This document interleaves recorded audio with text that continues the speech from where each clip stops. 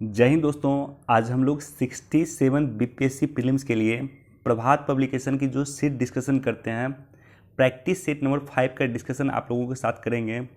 यह जो पुस्तक लिखा गया, यह पुस्तक बिहार के आईएएस अधिकारी रंजीत कुमार सिंह सर के द्वारा लिखा गया। तो सेट नंबर 5 का डिस्कशन स्टार्ट करते हैं और साथ ही साथ सेट नंबर 1, 2, 3 और 4 का डिस्कशन ऑलरेडी हमने अपलोड कर दिया अपने चैनल पे। नहीं देखा है तो वीडियो जाकर के देख लीजिएगा। सेट नंबर 5 का डिस्कशन स्टार्ट करते हैं। अगर आप 67 बीपीएससी प्रीलिम्स देने वाले हैं और साथ ही साथ सीडीपीओ का एग्ज़ाम देने वाले हैं तो ये सेट प्रैक्टिस डिस्कशन आपके लिए काफ़ी रिलेवेंट होगा, काफ़ी इंपॉर्टेंट होगा। चलिए डिस्कशन स्टार्ट करते हैं। पहला क्वेश्चन है कि भारतीय राष्ट्रीय कांग्रेस के निम्नलिखित में कौन से सत्र में मौलिक अधिकारों और राष्ट्रीय आर्थिक नीति के प्रस्ताव को पारित किया गया। तो मौलिक अधिकार और राष्ट्रीय आर्थिक नीति का जो प्रस्ताव पारित हुआ था, इस समिति के या ये कांग्रेस की जो अध्यक्षता किए थे इस समय में, वो किए थे सरदार वल्लभ भाई पटेल और ये था 1931 का कराची अधिवेशन और इसी कराची अधिवेशन में ये चीज़ पारित हुआ था। तो इसका आंसर हो जाएगा ऑप्शन ए, कराची अधिवेशन 1931। तोल्काप्पियम की विषय वस्तु क्या? तोल्काप्पियम तमिल की एक फेमस किताब है। तमिल के जो कुछ चंद महत्वपूर्ण किताब एग्जाम पर्सपेक्टिव से है उसमें एक तोल्काप्पियम है। तोल्काप्पियम की रचना किए थे तोल्काप्पियर। तोल्काप्पियम की रचना तोल्काप्पियर ने किया था और ये पुस्तक संबंधित है तमिल व्याकरण और कविता से। Option D. सूची 1 को सूची 2 से मिलाना है। सासाराम का मकबरा का निर्माण किए थे शेरशाह। फतेहपुर सिकरी अकबर ने निर्माण किया था। जामा मस्जिद का निर्माण शाहजहां ने किया था और चार मीनार का निर्माण किया है मोहम्मद कुली कुतुब शाह ने। तो इसका आंसर हो जाएगा ऑप्शन ए, 4, 3, 2, 1। भारत के सर्वोच्च न्यायालय के न्यायाधीश के लिए नियुक्ति योग्य होने के लिए किसी व्यक्ति को उच्च न्यायालय में कितने साल तक अभ्यास करना चाहिए? तो भारत के सर्वोच्च न्यायालय के न्यायाधीश बनने के लिए एक व्यक्ति को हाईकोर्ट में कम से कम 10 वर्ष का अभ्यास करना चाहिए। आंसर हो जाएगा ऑप्शन ए। भूमि पैमाइश के संदर्भ में भाओली क्या होता है? तो भाओली जो भूमि से संबंधित एक शब्द है, इसका क्या मतलब है? ऑप्शन ए है अनाज, तैयार अनाज का अल्प भाग। ऑप्शन बी है प्रति इकाई क्षेत्रफल के आधार पर उत्पादित फसल का एक अनुपात निश्चित करना। ऑप्शन सी है भाग निर्धारित करने की जटिल विधि और ऑप्शन डी है तैयार अनाज का 50%। तो इसका आंसर हो जाएगा ऑप्शन ए, तैयार अनाज का अल्प भाग। मंसूर और माधव किसके दरबार के मुख्य चित्रकार थे? तो मुगल काल में चित्रकला का जो स्वर्ण युग कहा जाता है वो जहांगीर के काल को कहा जाता है। तो मंसूर और माधव दोनों ही जहांगीर के समय से संबंधित हैं। ऑप्शन डी, जहांगीर के दरबार के ये मुख्य चित्रकार थे। क्वेश्चन नंबर 7, अल्तमगा भूदान किसने प्रारंभ किया था? तो अल्तमगा भूदान जो बेसिकली प्रारंभ किया था ये भी जहांगीर के द्वारा प्रारंभ किया गया था। Option A. परिष्कृत औजार का युग माना जाता है। तो परिष्कृत औजार या औजार का जो सबसे अधिक निर्माण हुआ था वो बेसिकली हुआ था नवपाषाण काल में। तो इसका आंसर हो जाएगा ऑप्शन सी, नवपाषाण काल में। मनुची जिसने औरंगजेब के शासन काल का वर्णन किया था कहाँ का निवासी था? ये क्वेश्चन भी पूछा गया पहले भी। मनुची औरंगजेब के समय में आया था और औरंगजेब के शासन का वर्णन किया था। ये इटली का नागरिक था, इटली यानी वेनिस का नागरिक था। Option D.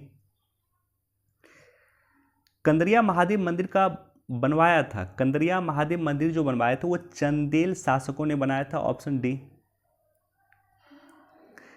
क्वेश्चन नंबर 11, ननकार और बंद हैं। तो ननकार और बंद जो है बेसिकली हैं लगान मुक्त भूमि को ननकार और बंद कहा जाता है। Option B.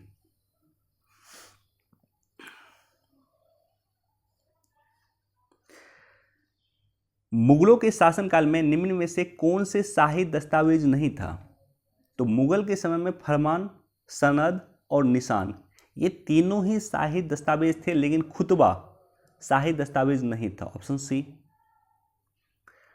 वह कौन सा प्रथम मुस्लिम लेखक था जिसने अपनी रचनाओं में हिंदी के शब्दों एवं भारतीय काव्य की कल्पनाओं एवं विषय का प्रयोग किया था?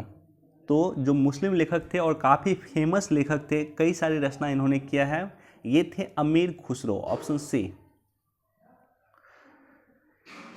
मदुरई कोंड की उपाधि धारण किया था। देखिए, इस तरह का जो कोंड आप सुनते होंगे, मदुरई कोंड मतलब मदुरई को जीतने वाला, और इस तरह से कई सारे कोंड आपने सुना होगा। तो मदुरई कोंड मतलब होता है मदुरई को जीतने वाला, और मदुरई को जीता किसने था? तो चोल शासक परांतक प्रथम ने मदुरई के पांड्य शासक राज सिंह द्वितीय को पराजित करके मदुरई कोंड की उपाधि धारण की थी। तो इसका आंसर हो जाएगा ऑप्शन ए, परांतक। उस राजवंश का नाम क्या था जिसने हत्या कर सत्ता हत्याई और जिसका अंत भी हत्या से हुआ? तो वो कौन सा राजवंश था जिसने हत्या करके सत्ता को हत्याया? तो वो शासक था सुंग वंश। सुंग वंश के शासक पुष्यमित्र सुंग ने अंतिम मौर्य शासक वृद्धत की हत्या करके सुंग वंश की स्थापना किया था। और सुंग वंश के जो अंतिम शासक थे देवभूमि की हत्या करके वसुदेव ने कर्ण वंश की स्थापना किया था। तो इसका आंसर हो जाएगा ऑप्शन बी। संवैधानिक सरकार की स्थापना किसके द्वारा की गई थी? तो संवैधानिक सभा की स्थापना, संवैधानिक सरकार नहीं, संवैधानिक सभा है। तो भारत में जो संवैधानिक सभा हुआ था उसकी स्थापना किया गया था कैबिनेट मिशन द्वारा। शारदा अधिनियम किससे संबंधित है? शारदा अधिनियम अभी लगातार चर्चा में, महिलाओं की शादी की उम्र जो बढ़ाया जा रहा है उसको लेकर के लगातार चर्चा है शारदा अधिनियम। तो शारदा अधिनियम संबंधित है भारतीय विवाह व्यवस्था से। और क्वेश्चन यहाँ भी पूछता है कि शारदा अधिनियम में महिलाओं की मिनिमम एज शादी की क्या रखी गई थी? तो महिलाओं की मिनिमम एज रखा गया था 14 वर्ष और पुरुष का रखा गया था 18 वर्ष। अभी वर्तमान में आप सभी सुन भी रहे होंगे कि महिलाओं की मिनिमम शादी की एज जो 18 वर्ष है उसको बढ़ा करके 21 वर्ष किया जाए। इसलिए ये क्वेश्चन काफ़ी प्रासंगिक है और दैनिक जागरण न्यूज एनालिसिस में भी इसमें हमने डिस्कस किया कई बार। निम्नलिखित में कौन से कथन सत्य हैं? Question number 18। तो राष्ट्रीय गान बंकिम चंद्र चटर्जी ने रचा था, बिल्कुल गलत है, रविन्द्रनाथ टैगोर ने लिखा है।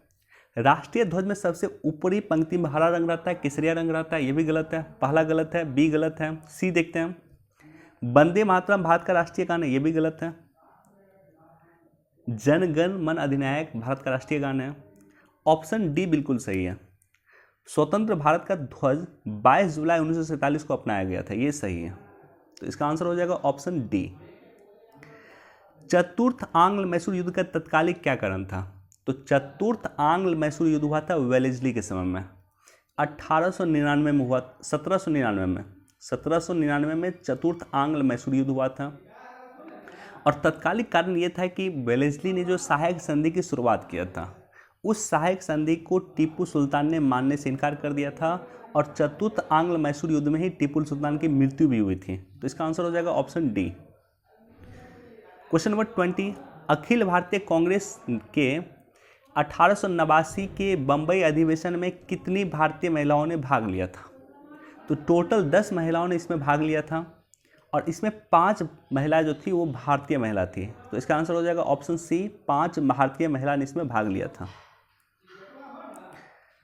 प्राग ज्योतिष का प्राचीन नाम क्या है? तो प्राग ज्योतिष का जो प्राचीन नाम है वो बेसिकली है कामरूप, ऑप्शन ए। राजगोपालाचारी योजना के बारे में सही कथन क्या है?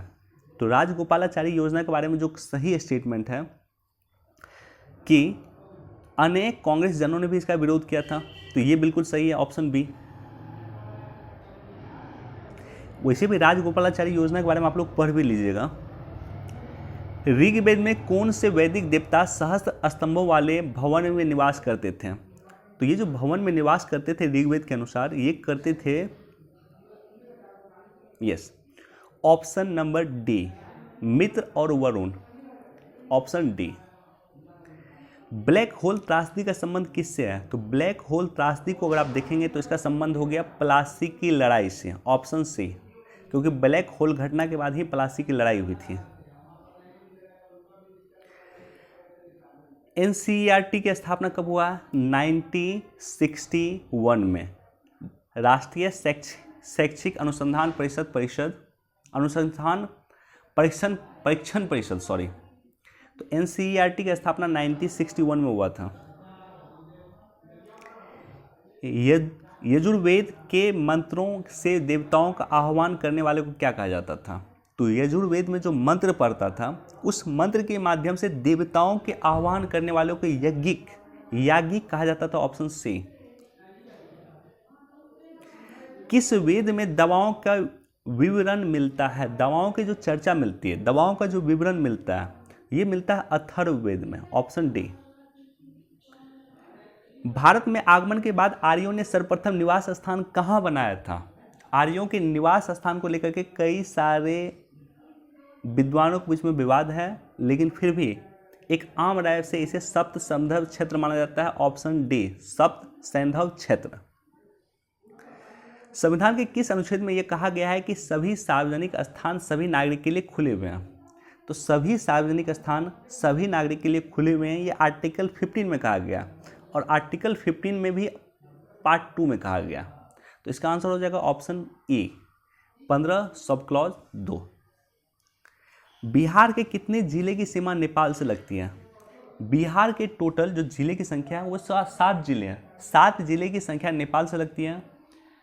सबसे पहले लगता है पश्चिमी चंपारण, पूर्वी चंपारण, मधुबनी, सीतामढ़ी, सुपौल, सुपौल के बाद अररिया और किशनगंज। ये 7 टोटल जिला है।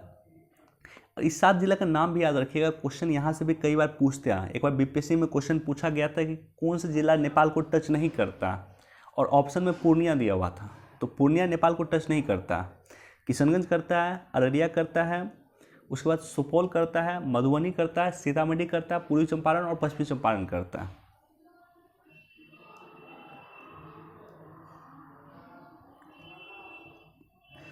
वांचुआ महोत्सव का संबंध किस जनजाति से है?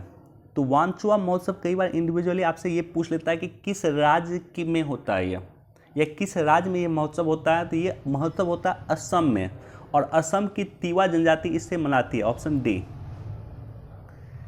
अंतर्राष्ट्रीय मुद्रा कोष के संबंध में निम्नलिखित में कौन से कथन सही हैं? तो अंतर्राष्ट्रीय मुद्रा कोष के बारे में जो है जो सही स्टेटमेंट है वो ये है, IMF के बारे में, इंटरनेशनल मॉनेटरी फंड के बारे में, ये ऋण जो देता है, ये जो लोन देता है केवल सदस्य देशों को ही देता है। ऑप्शन सी, ये केवल अपने सदस्य देशों को ही ऋण देता है। अगेन मिलाने के लिए यहाँ पे दिया हुआ कौन से सुमेलित नहीं पूछ रहा है क्वेश्चन नंबर 33 का। तो पीट जो है निम्न कोटि का कोयला है, बिल्कुल सही है। कैंपस उष्ण कटिबंधीय घास मैदान, ये भी सही है। फांटेजा ये जो कहवा की खेती होता है, ये भी सही है। लेकिन क्रोमियम जो है एक खनिज है, लेकिन खनिज ईंधन नहीं है, दोनों में अंतर होता है। क्रोमियम एक खनिज है लेकिन खनिज ईंधन नहीं है। तो इसका आंसर हो जाएगा ऑप्शन सी। सर्वाधिक लवणता पाई जाती है, तो सबसे अधिक जो लवणता पाई जाती है वो पाई जाती है मृत सागर में। Option C. अगेन एक मैच करने के लिए दिया हुआ, और इस क्वेश्चन को मैं छोड़ रहा हूँ क्योंकि ये मुझे क्वेश्चन लग रहा है कि गलत सेट किया। देखिए यहाँ पे देश का नाम है,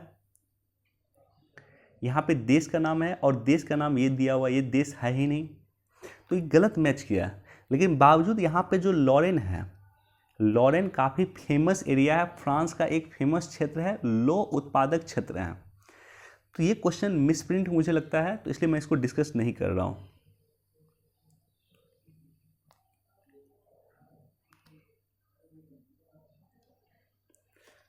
क्वेश्चन नंबर 36, निम्नलिखित में कौन सी प्रक्रिया शुष्क प्रदेश में भू निर्माण में सर्वाधिक महत्वपूर्ण है?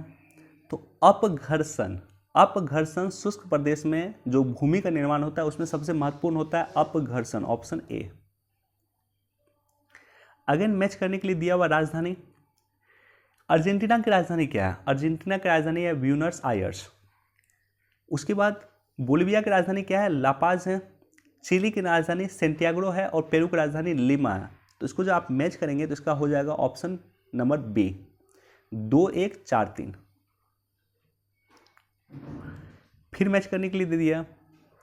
मुंडा जनजाति झारखंड की प्रसिद्ध जनजाति है। टोडा जनजाति तमिलनाडु की प्रसिद्ध जनजाति है। खासी मेघालय और भील मध्य प्रदेश। तो इसका आंसर हो जाएगा option number C, option number D हो जाएगा। क्वेश्चन नंबर 30, निम्नलिखित में राज्यों में किसमें शस्य संयोजन प्रदेश सर्वाधिक है, जहां पे सबसे अधिक कृषि की खेती होती है? कृषि क्षेत्र सबसे अधिक कहां है? तो ऑप्शन पे चलते हैं। 4 ऑप्शन है, पंजाब, बिहार, उत्तर प्रदेश और तमिलनाडु। फिक्स है इसका आंसर, आप सभी को ज्ञात भी होगा। सबसे अधिक कृषि क्षेत्र कहां है? उत्तर प्रदेश में, ऑप्शन सी। निम्नलिखित में किस नदी का स्रोत मैकाले श्रेणी नहीं है? नर्मदा, सोन, तापी, ये तीनों का जो स्रोत है एक ही है, मैकाले श्रेणी, लेकिन महानदी का ये स्रोत नहीं है। तो इसका जो सही आंसर हो जाएगा ऑप्शन डी हो जाएगा, महानदी। कौन सी ठंडी धारा नहीं है? तो ठंडी धारा देखिए, पेरू की धारा ठंडी है, लेब्राडोर की भी ठंडी है, फॉकलैंड की भी धारा ठंडी धारा है, लेकिन ब्राजील की धारा ठंडी धारा नहीं है। तो इसका सही आंसर हो जाएगा ऑप्शन ए, क्योंकि ब्राजील की धारा गर्म जलधारा है। और वैसे भी जलधारा का नाम याद रखिएगा, एक क्वेश्चन तो पूछे ही जाते हैं। क्वेश्चन नंबर 42, निम्नलिखित स्थानों में किसका वार्षिक तापांतर सर्वाधिक है? तो वार्षिक तापांतर जो सर्वाधिक है वो है त्रिवेंद्रम का, ऑप्शन डी। भारवाही वस्तु लामा, लामा कहाँ की जो पशु है? तो भारवाही, क्लिष्ट हिंदी का इस तरह से प्रयोग नहीं करना चाहिए। भारवाही मतलब पता ही नहीं क्या है एग्जैक्टली। क्वेश्चन सिंपल ये है कि लामा कहाँ पाया जाता है? लामा जो एक पशु है, बहुत फेमस पशु है, ये बेसिकली एंडीज के क्षेत्रों में पाया जाता है, ऑप्शन डी। इबिनी तथा मोहगनी वृक्ष संबंधित हैं। इबिनी, ये क्वेश्चन इंपॉर्टेंट क्वेश्चन है। तो मोहगनी वृक्ष जो है बेसिकली उष्णकटिबंधीय सदाबहार वन का एक पार्ट है। तो ऑप्शन डी इसका आंसर हो जाएगा। सेल का कायांतरित रूप क्या है? तो सेल का जो कायांतरित रूप है, क्वेश्चन नंबर 45, ये है silt, option C. Question number 46, Mauna Loa एक सक्रिय ज्वालामुखी है, कहाँ का? तो क्वेश्चन नंबर 46 का आंसर है हवाई द्वीप। हवाई द्वीप जो है अमेरिका में है। तो मोना लोआ हवाई द्वीप का एक सक्रिय ज्वालामुखी है जो अमेरिका के क्षेत्राधिकार में आता है। निम्नलिखित में कौन से युग में पृथ्वी लगभग बर्फ से ढकी हुई थी? तो ऑप्शन ए है क्रिटेशियस युग, ऑप्शन बी है प्लायोसीन युग, ऑप्शन जो सी है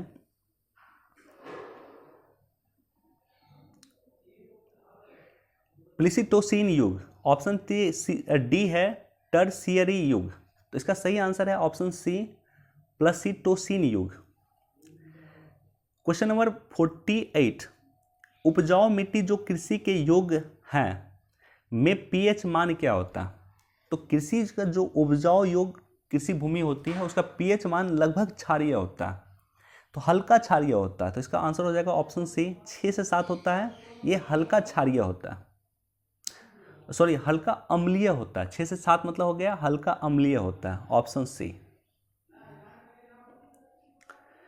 क्वेश्चन नंबर 49, निम्नलिखित में कौन से पत्तन रासायनिक उत्पाद के निर्यात एवं आयात के प्रमुख केंद्र के रूप में विकसित हो रहे हैं? तो रासायनिक जो है उत्पाद के आयात और निर्यात के रूप में जो प्रमुख विकसित हो रहे हैं वो है दाहेज। दाहेज पत्तन, दाहेज पोर्ट, ये बेसिकली विकसित हो रहा है रासायनिक उत्पादों के आयात और निर्यात के लिए। क्वेश्चन नंबर 50, चागोस द्वीप समूह किस महासागर में स्थित है? ये हमने कई बार डिस्कस भी किया है। ये है बेसिकली हिंद महासागर में, ऑप्शन ई हो जाएगा, हिंद महासागर में है। इंडिया साइज सर्वेक्षण केंद्रीय मंत्रालय के द्वारा प्रारंभ किया गया था, ये भी हमने चर्चा किया। इंडिया साइज मतलब क्या होता है? जो हम लोग मान लीजिए कपड़ा परचेज करते हैं तो वो कपड़ा का जो साइज होता है वो या तो यूएस साइज होता है या यूके साइज होता है। तो अब जो है भारत सरकार एक ऐसी साइज बना रही है जो इंडिया के लोगों के अनुकूल साइज हो। तो ये कर रहा है, जो ये सर्वेक्षण कर रहा है ये कपड़ा मंत्रालय कर रहा है। तो इसका आंसर हो जाएगा option E. Question number 52, Akbar के दरबार में आने वाला पहला अंग्रेज कौन था? तो अकबर के दरबार में आने वाला पहला अंग्रेज था रॉल्फ फिंच, ऑप्शन ई, जो आया था 1588 में। निम्नलिखित में से एक भारतीय संविधान के अंतर्गत राज्य के नीति निर्देशक तत्व नहीं है। लोक कल्याण की अभिवृद्धि करना बिल्कुल नीति निर्देशक तत्व है। एक रूप सिविल संहिता प्राप्त करना यह भी नीति निर्देशक तत्व है। अंतर्राष्ट्रीय शांति की अभिवृद्धि करना यह भी नीति निर्देशक तत्व है। आर्टिकल 50 या 51 में इसका प्रोविजन है। आई थिंक आर्टिकल 51 में इसका शायद प्रोविजन है। युवकों को रोजगार देना ये नीति निर्देशक तत्व नहीं है। तो ऑप्शन डी इसका सही आंसर हो जाएगा, क्योंकि युवकों को रोजगार देना नीति निर्देशक तत्व नहीं है। निम्नलिखित में किसे रिट का अर्थ है कि हम आदेश देते हैं? आर्टिकल 32 पे मैं एक सेपरेट वीडियो बनाया था, पांचों रिट को मैंने डिस्कस किया था, वो देख लीजिएगा आप लोग। रिट जिसका अर्थ होता है हम आदेश देते हैं वो है परमादेश। परमादेश का मतलब होता है कि हम आदेश देते हैं। यदि भारत वर्तमान संसदीय व्यवस्था से स्थान पे अध्यक्षात्मक व्यवस्था को अपनाता है तो क्या होगा? तो अगर हम संसदीय व्यवस्था की जगह अध्यक्षात्मक व्यवस्था अपनाते हैं तो उसका मतलब होगा कि शासनाध्यक्ष का कार्यकाल अस्थिर होगा। जो हमारे यहाँ राष्ट्राध्यक्ष हैं, प्रधानमंत्री होंगे या राष्ट्रपति होंगे, उसका कार्यकाल फिक्स होगा। जैतापुर विश्व का सबसे शक्तिशाली परमाणु ऊर्जा संयंत्र केंद्र कहाँ पे स्थापित हो रहा है? तो जैतपुर कहाँ पे होगा? महाराष्ट्र में होगा। ये काफी चर्चा में है। निम्नलिखित में कौन सर्वोच्च न्यायालय के तदर्थ न्यायाधीशों की नियुक्ति करता है? तो सर्वोच्च न्यायालय के तदर्थ न्यायाधीश की नियुक्ति करता है मुख्य न्यायाधीश, लेकिन वो राष्ट्रपति की सलाह पे करेगा। तो आंसर हो जाएगा ऑप्शन डी। भारतीय संसद की कार्यवाही में शून्यकाल का अर्थ क्या है? तो शून्यकाल का जो बेसिक अर्थ है, शून्यकाल को 1964 में शामिल किया गया था और शून्यकाल का बेसिक अर्थ है प्रश्नकाल के अंत और कार्यसूची में लिखे दूसरे विषयों के बीच का मध्यांतर। Option D. संसद के दोनों सदनों के संयुक्त अधिवेशन की अध्यक्षता कौन करता है? तो संसद के जो दोनों सदन है उसकी संयुक्त अधिवेशन होगा। ये भारत के संविधान के आर्टिकल 108 में प्रोविजन है और इसकी अध्यक्षता करते हैं लोकसभा के स्पीकर। Option A. कौन से संवैधानिक आयोग संशोधन के अंतर्गत भारत में पंचायती राज को संवैधानिक दर्जा दिया गया? 73वां संविधान संशोधन 24 अप्रैल 1993 और 24 अप्रैल 1993 को ये पारित हुआ था, ये अधिनियमित हुआ था, इसलिए 24 अप्रैल को पंचायती राज दिवस मनाया जाता है। तो इसका आंसर हो जाएगा ऑप्शन डी, 73वां संविधान संशोधन। निम्नलिखित में किस राज्य ने सबसे पहले पंचायती राज संस्था को लागू किया था? तो सबसे पहले पंचायती राज संस्था को लागू किया था राजस्थान ने। Option A. किस आयोग ने केंद्र राज्य संबंधों का अध्ययन किया था? तो केंद्र राज्य संबंधों को लेकर के जो आयोग था वो फेमस आयोग है सहकारिया आयोग, सरकारिया आयोग। Option D. वित्त आयोग के अध्यक्ष के लिए जरूरी है कि वह, तो वित्त आयोग के अध्यक्ष के लिए जो जरूरी है, और वित्त आयोग के अध्यक्ष बिहार के ही रहे थे, एन.के. सिंह बिहार से संबंधित थे, 15वें वित्त आयोग के अध्यक्ष। तो वित्त आयोग के अध्यक्ष के लिए जरूरी है कि सार्वजनिक मामलों के अनुभव वाला व्यक्ति होना चाहिए। Option D. किसी अर्थव्यवस्था में क्षेत्रों को सार्वजनिक और निजी क्षेत्रों में किस आधार पर वर्गीकृत किया जाता है? तो सार्वजनिक क्षेत्र होगा या निजी क्षेत्र होगा, इसका जो वर्गीकरण किया जाता है बेसिकली वो किया जाता है उद्यमों के स्वामित्व के आधार पे। उद्यमों के स्वामित्व के आधार पे अगर मान लेते हैं कोई कंपनी एयर इंडिया पे सरकार की हिस्सेदारी 51% से अधिक है तो वो गवर्नमेंट की हो गई, वो सरकारी हो गई, सार्वजनिक हो गई। लेकिन जैसे ही सरकार की हिस्सेदारी 50% से कम होगी ये निजी हो जाएगी। तो उद्यमों का स्वामित्व के आधार पे सार्वजनिक और निजी क्षेत्र को डिवाइड किया जाता है। ऐसी अर्थव्यवस्था को क्या कहेंगे जिसका शेष विश्व से कोई संबंध ना हो? तो शेष विश्व से कोई संबंध ना हो ऐसी अर्थव्यवस्था को कहा जाएगा बंद अर्थव्यवस्था, क्लोज इकोनॉमी कहा जाता है। Option B. अधिकांश प्राकृतिक प्रक्रिया द्वारा किसी वस्तु का उत्पादन किसका क्रियाकलाप है? तो ये जो क्रियाकलाप है बेसिकली क्वेश्चन नंबर 66 का, ये है प्राथमिक क्षेत्र का। Option A. क्वेश्चन नंबर 67 राष्ट्रीय आय में शामिल हैं। तो राष्ट्रीय आय में जो बेसिकली शामिल है वो है नए मकान का निर्माण। ये चारों ऑप्शन में नए मकान का जो निर्माण होगा ये राष्ट्रीय आय में शामिल होगा। अंतरण अदायगी में शामिल क्या है? तो क्वेश्चन नंबर 68 का अंतरंग अदायगी में जो शामिल है किसी मित्र से प्राप्त उपहार को शामिल किया जाता है। Option A. निम्नलिखित में कौन सी एजेंसी भारत में राष्ट्रीय आय के आकलन के लिए उत्तरदायी है? तो भारत में राष्ट्रीय आय के लिए आकलन के लिए जो उत्तरदायी है वो है सीएसओ। Option B. भारत में आर्थिक सर्वेक्षण प्रति वर्ष किसके द्वारा संपादित किया जाता है या प्रकाशित किया जाता है? तो आर्थिक सर्वेक्षण जो आता है वो बेसिकली वित्त मंत्रालय के द्वारा प्रकाशित किया जाता है। Option C. अब चलेंगे क्वेश्चन नंबर 71 पे।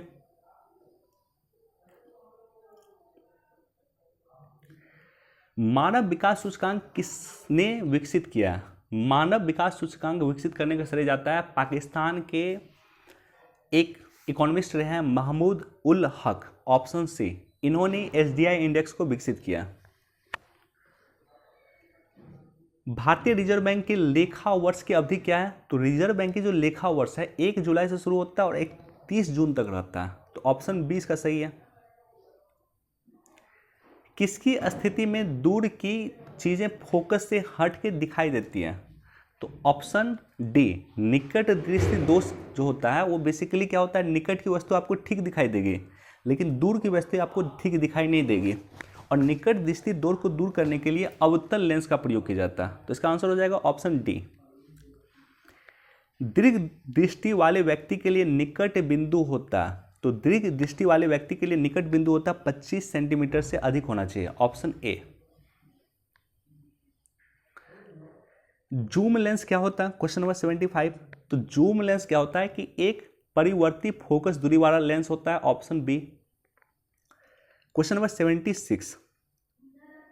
निम्नलिखित में किस विकिरण में सबसे कम तरंग दैर्घ्य होता है? एक्स किरण, ए किरण, वाई किरण या बी किरण? एक्चुअली ये होता है गामा किरण। ऑप्शन सी होना चाहिए गामा किरण। ये गामा किरण होना चाहिए।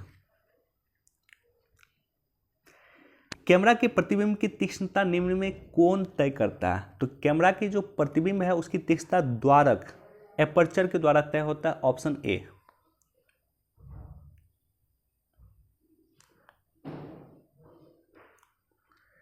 मोटर कार की हेडलाइट की चौंध को हटाने के लिए जो चकाचौंध होता है बेसिकली उसको हटाने के लिए क्या प्रयोग करते हैं? तो उसको हटाने के लिए पोलराइड युक्त प्रयुक्त किया जाता है। ऑप्शन सी।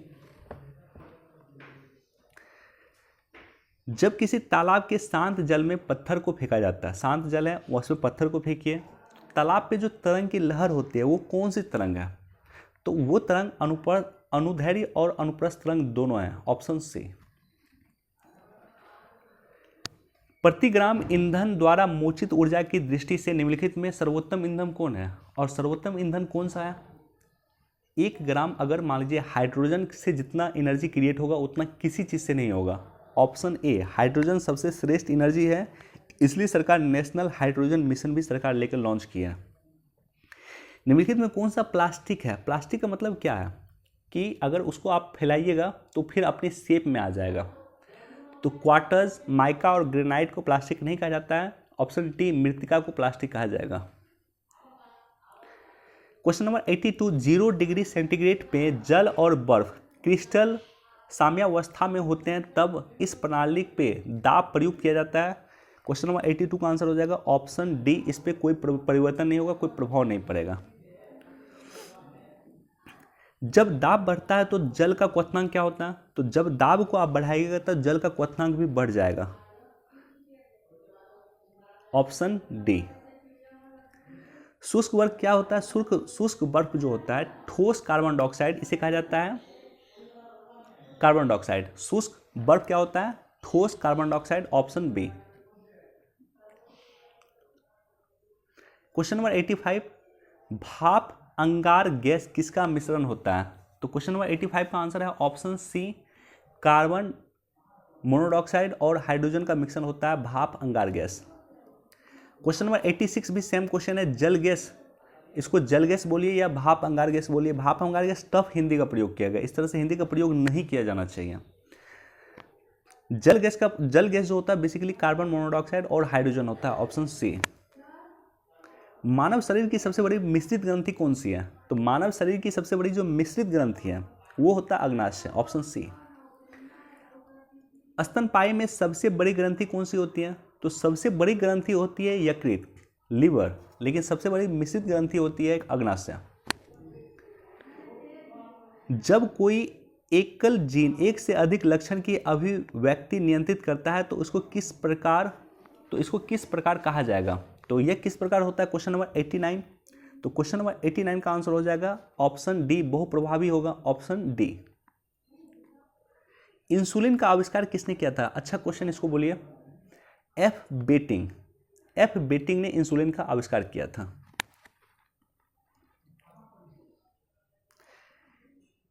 एसीटी हार्मोन स्रावित होता है, तो एसीटी हार्मोन जो स्रावित होता है बेसिकली पीयूष ग्रंथि से होता है, option C.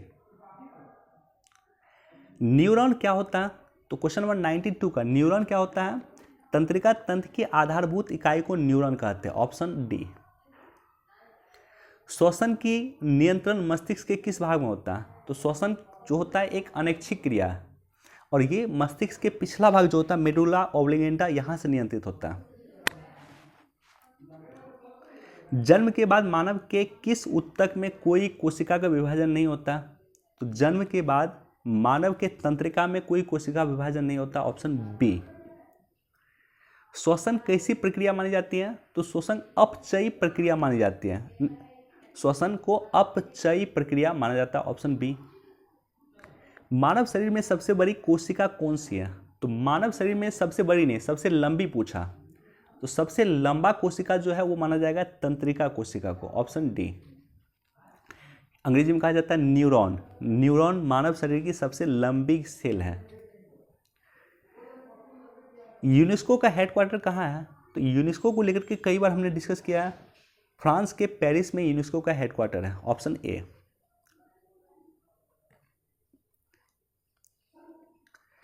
League of nation की स्थापना कब हुआ था? 1919 में, 10 दिसंबर 1920 में हुआ था, 10 जनवरी 1920 को। 10 जनवरी 1920 को प्रथम विश्व युद्ध की समाप्ति के बाद लीग ऑफ नेशन की स्थापना हुआ था और यूनाइटेड नेशन की स्थापना 24 अक्टूबर 1945 को हुआ था। संयुक्त राष्ट्र सुरक्षा परिषद का अस्थायी सदस्य की कार्यकाल कितने वर्ष का होता है? भारत वर्तमान में संयुक्त राष्ट्र सुरक्षा परिषद का अस्थायी सदस्य है और इसका कार्यकाल होता है 2 वर्ष का, ऑप्शन बी। संयुक्त राष्ट्र संघ के महासचिव की नियुक्ति किसके द्वारा किया जाता है? तो संयुक्त राष्ट्र के महासचिव की नियुक्ति बेसिकली महासभा के द्वारा होता है, लेकिन सुरक्षा परिषद की सिफारिश के बाद होता है। तो सुरक्षा परिषद के रिकमेंडेशन के बाद महासभा के द्वारा ही संयुक्त राष्ट्र के महासचिव की नियुक्ति होती है। तो इसका आंसर हो जाएगा ऑप्शन डी। मौर्य साम्राज्य की स्थापना कब हुई थी? मौर्य साम्राज्य की जो स्थापना हुई थी वो 322 ईसा पूर्व में हुई थी, ऑप्शन बी। बिहार से प्राप्त होने वाले अभिलेख, अशोक के जो स्तंभ अभिलेख हैं, कौन नहीं है? तो बिहार से लोरिया अरिराज भी प्राप्त हुआ है, लोरिया नंदनगढ़ भी हुआ है, रामपुरवा भी हुआ है, लेकिन रुम्मीन देही बिहार से प्राप्त नहीं हुआ है, रुम्मीन देही नेपाल से प्राप्त हुआ है। तो इसका आंसर हो जाएगा ऑप्शन सी। अजातशत्रु ने किस राज्य के साथ युद्ध में प्रथम बार रथ मूसल और महासेलाकंटक का प्रयोग किया था? तो अजातशत्रु ने बेसिकली लिच्छवी के साथ युद्ध करते वक्त रथ मूसल और महाशिलाकंटक का प्रयोग किया था। ये दोनों एक प्रकार के हथियार था। शेर खान बिहार के किस शासक के संरक्षण नियुक्त किया था? तो शेर खान ने बिहार ने किस शासक का संरक्षण नियुक्त किया था? तो इसका आंसर हो जाएगा क्वेश्चन नंबर 104 का, ऑप्शन बी, जलाल खान। किस वर्ष सिकंदर लोदी से पराजित होकर जौनपुर के सुल्तान हुसैन शाह सरकी ने बिहार में शरण प्राप्त की थी? तो ये था 1491। 1491 में कोई ऑप्शन में नहीं है, तो इसका आंसर हो जाएगा option A, option A. Question number 106, Bihar के प्रशासन को चलाने के लिए एक अंग्रेज अधीक्षक नियुक्त किया गया था। तो ये किया गया था 1759 में, ऑप्शन सी। निम्नलिखित में कौन सा ठीक सुमेलित है? जयप्रकाश नारायण सिताब दियारा छपरा से संबंधित थे, राजेंद्र बाबू सिवान से संबंधित थे, चुनचुन पांडे ये भागलपुर से संबंधित थे और कौटिल्य ये पाकिस्तान से संबंधित थे, वर्तमान का पाकिस्तान और तत्कालिक समय का तक्षशिला से संबंधित थे। तो इसका आंसर हो जाएगा ऑप्शन ए। जयप्रकाश नारायण अपने साथियों के साथ कहाँ की जेल दीवार कूद करके भाग गए थे? तो ये हजारीबाग के जेल से ये लोग फरार हो गए थे, ऑप्शन बी। बिहार में शहरी स्थानीय निकाय के चुनाव अंतिम बार कब हुए हैं? 2017 में अंतिम बार चुनाव हुए हैं। तो इसका आंसर हो जाना चाहिए ऑप्शन ई। बिहार में वार्डों की संख्या कितनी है? तो बिहार में वार्डों की जो एग्जैक्ट संख्या है वो है 2963, 2963, ऑप्शन ए। बिहार में कहाँ से बॉक्साइट प्राप्त किया जाता है? तो बॉक्साइट बिहार में खड़गपुर पहाड़ी से प्राप्त किया जाता है, ऑप्शन ए। अब्रक प्रधान शिष्ट चट्टानें झीलों के किस समूह में पाई जाती है? तो अब्रक प्रधान जो शिष्ट होता है वो बेसिकली पाया जाता है बांका, जमुई और नवादा में, ऑप्शन डी। बिहार के किस जिले में ग्रेनाइट पत्थर पाया जाता है? तो बिहार के जो जिला है जमुई, मुंगेर और बांका, ये तीनों ही जगह ग्रेनाइट पाए जाते हैं। तो इसका आंसर होना चाहिए ऑप्शन ए। बिहार के पूर्णिया बेसिन के 4 जिले में किसके द्वारा पेट्रोलियम एवं प्राकृतिक गैस के पूर्ण क्षेप अनुज्ञप्ति स्वीकृत की गई है? तो इसका जो आंसर होना चाहिए ये होना चाहिए ओएनजीसी के द्वारा हुआ है, तेल एंड प्राकृतिक गैस निगम कॉरपोरेशन के द्वारा। बत्तख के लिए प्रसिद्ध अभयारण्य कौन सा है? तो बत्तख के लिए जो प्रसिद्ध अभयारण्य है और बिहार के अभयारण्य की बात हो रही है, ये है नागी डैम, ऑप्शन बी। खाद्यान्न उत्पादक राज्यों में बिहार का स्थान है? तो भारत में जो खाद्यान्न उत्पादक राज्य है उसमें बिहार का स्थान 8वां है, ऑप्शन सी। मरवा सर्वाधिक उत्पादित कहाँ होता है? मरवा बचपन में हम लोग खाए भी हैं कई बार। तो मरवा जो सबसे अधिक उत्पादन होता है वो होता है दरभंगा के क्षेत्रों में, ऑप्शन ए। बिहार के किस नगर में सिगरेट का कारखाना है? तो बिहार के मुंगेर में बेसिकली सिगरेट का कारखाना है और मुंगेर में गोली या जो हथियार बनाने का भी कारखाना था।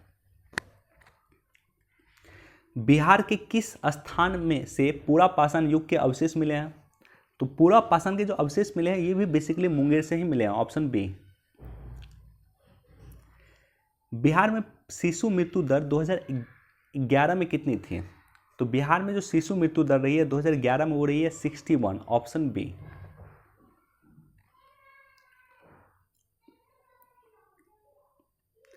गोलघर का निर्माण किस गवर्नर जनरल के समय में हुआ था? तो कॉर्नवालिस के समय में आई थिंक 1784 या 86 के आसपास जो है गोलघर, पटना के प्रसिद्ध गोलघर का निर्माण हुआ था कॉर्नवालिस के समय में, ऑप्शन सी। पटना स्थित विश्व विख्यात खुदाबख्श लाइब्रेरी की स्थापना कब हुआ था? खुदाबख्श की लाइब्रेरी की स्थापना हुआ था 1891 में, ऑप्शन डी, ऑप्शन डी। अब 10 क्वेश्चन मैथ का है। क्वेश्चन नंबर 123 का आंसर हो जाएगा ऑप्शन सी 10.3। क्वेश्चन नंबर 124 का आंसर हो जाएगा ऑप्शन डी 96। 125 क्वेश्चन नंबर 125 का आंसर है ऑप्शन डी 12.8। और इसका पीडीएफ मैंने टेलीग्राम पे पोस्ट कर दिया था, आप लोग वहां पीडीएफ से बना सकते हैं इसको। क्वेश्चन नंबर 126 का आंसर है ऑप्शन ए 21/46। 127 का आंसर है ऑप्शन डी 48 किलोमीटर प्रति आवर। 127 का आंसर है 48 किलोमीटर प्रति आवर, ये है। और 128 पे मूव करते हैं। क्वेश्चन नंबर 128 का जो आंसर है वो है ऑप्शन बी 55%। क्वेश्चन नंबर 129 का आंसर है ऑप्शन ए 10। क्वेश्चन 130 इसका आंसर है ऑप्शन बी 1000। क्वेश्चन नंबर 131 का आंसर है ऑप्शन बी 92.28। 132 का आंसर है ऑप्शन सी 27%। 133 का जो आंसर है, ओके, ये करेंट का क्वेश्चन कुछ आ गया। प्रधानमंत्री आत्मनिर्भर स्वस्थ भारत योजना की शुरुआत किस जिले में हुआ था? तो प्रधानमंत्री आत्मनिर्भर स्वस्थ भारत योजना की शुरुआत वाराणसी में हुआ था, ऑप्शन सी।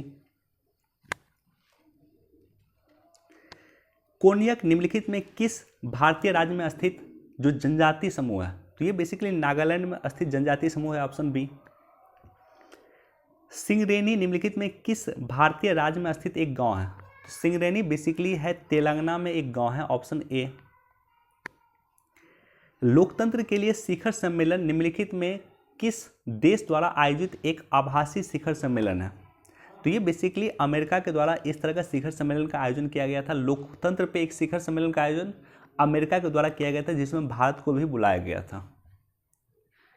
बिहार में द्विसदनीय विधानसभा का जिक्र किस अनुच्छेद में है, तो द्विसदनीय विधानसभा का जिक्र आर्टिकल 168 में होता है, ऑप्शन सी।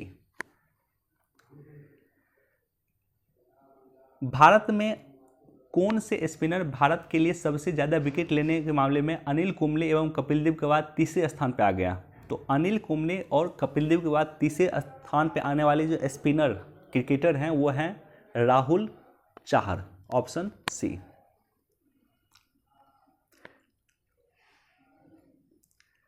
क्वेश्चन नंबर 139, स्वतंत्रता के पूर्व भारत के पहले गवर्नर कौन थे, तो स्वतंत्रता के पूर्व जो भारत के पहले गवर्नर थे, बिहार के पहले गवर्नर कौन थे, स्वतंत्रता के पूर्व बिहार के पहले गवर्नर थे James David Shipton, option C. अंतर्राष्ट्रीय मुद्रा कोष की नई डिप्टी मैनेजिंग डायरेक्टर किससे बनाया गया, तो आईएमएफ की जो नई डिप्टी मैनेजिंग डायरेक्टर है वो इंडिया की हैं गीता गोपीनाथ, ऑप्शन सी। असम राज्य सरकार ने राज्य का सर्वोच्च नागरिक सम्मान असम वैभव किसे दिया, तो राज्य का सर्वोच्च नागरिक सम्मान है असम वैभव, इन्होंने रतन टाटा को देने की घोषणा किया, ऑप्शन ए। अरुणाचल प्रदेश सरकार ने निम्न में किस फिल्म अभिनेता को राज्य का नया ब्रांड एम्बेसडर बनाया, तो अरुणाचल प्रदेश सरकार ने संजय दत्त को राज्य का नया ब्रांड एम्बेसडर बनाया, ऑप्शन बी। हाल में ही किस राज्य के पुलिस ने call your cop mobile app launch किया, कॉल योर कॉप ये लॉन्च किया गया नागालैंड पुलिस के द्वारा। विश्व एथलेटिक्स ने वुमेन ऑफ ईयर अवार्ड किसे दिया, ये भी इंपॉर्टेंट क्वेश्चन है, Anju Bobby George, option A. Women of year विश्व एथलेटिक्स के द्वारा इन्हें दिया गया। क्वेश्चन नंबर 145, राष्ट्रीय प्रदूषण दिवस निम्नलिखित में किस दिन मनाया जाता है, तो राष्ट्रीय प्रदूषण दिवस जो मनाया जाता है ये मनाया जाता है 2 दिसंबर को, ऑप्शन सी। वेचूर विलवादरी ये जो शब्द हाल फिलहाल में चर्चा में रहा है ये किससे संबंधित है, तो वेचूर जो संबंधित है ये बेसिकली केरल की मवेशी की नस्ल है, ऑप्शन ए। 147 अंतर्राष्ट्रीय चंद्र अनुसंधान स्टेशन परियोजना किसके द्वारा नियोजित परियोजना है, तो ये जो परियोजना है बेसिकली ये चीन के द्वारा शुरू किया गया है। ताडोबा अंधारी टाइगर रिजर्व, तो ताडोबा अंधेरी होना चाहिए यार, Tadoba Andhari tiger reserve I think Maharashtra होना चाहिए, बिल्कुल सही है। हायबुसा 2 परियोजना किससे संबंधित है, तो हायबुसा 2 परियोजना जो है बेसिकली क्षुद्र ग्रह का नमूना लेना है और उसको लेकर के वापस रिटर्न होना है, तो इसी से ये संबंधित है और बेसिकली आई थिंक नासा की ये परियोजना है। क्वेश्चन नंबर 150, बेडेकिलिन प्रोटिमेनिड ये जो है इन दवाओं का उपयोग किस रोग के उपचार में होता है, तो ये जो दवा मैंने डिस्कस किया ये दवा है बेसिकली क्षय रोग यानी टीबी रोग का ये दवा है, ऑप्शन सी। तो ये 150 क्वेश्चन था सेट नंबर 5। चलिए वीडियो देखने के लिए आप सभी का धन्यवाद, thank you so much, please do like share and subscribe, thank you.